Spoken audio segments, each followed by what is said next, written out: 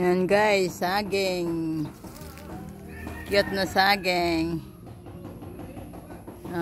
Pag dito ka sa Bisaya guys, mabuhay na kayo dito. Hindi katulad dyan sa Manila, sa mga Katagalogan, pag walay trabaho, gutom ang abot. Hindi lahat, kaya yung ibang Tagalog, mga mayaman, yung mga mahirap lang, gutom ang abot kasi walang dito sa Bisaya. Kahit walang pera, mabubuhay na kaya mayroong saging, kamuting kahoy, mabuhay na. Mag-umarang ka dito at mayroon pang nyug na bagong tanom. Antayin mo pa yan ng 30 years o sa mong pakinabangan. Kung ang edad mo ay 40 plus na, ugug-ugug ka na, hindi na kaya.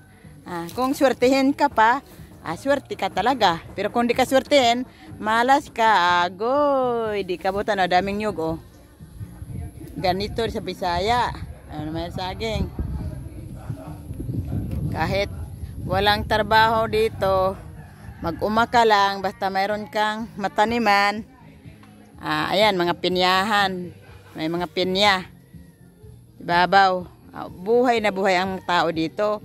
Diyan, sa Manila, kung kayod ka di ka magkayod, agoy, wala kang kainin. Dito, simple-simple, basta mayroon ka lang lawak mataniman. Buhay ka dito, mga inday. Diyan, di ka mabuhay pag di ka magkautang-utang.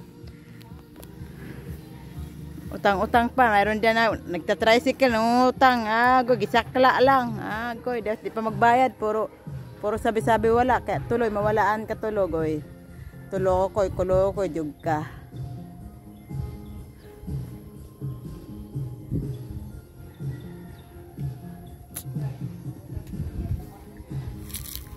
Init, ang init dito guys, init.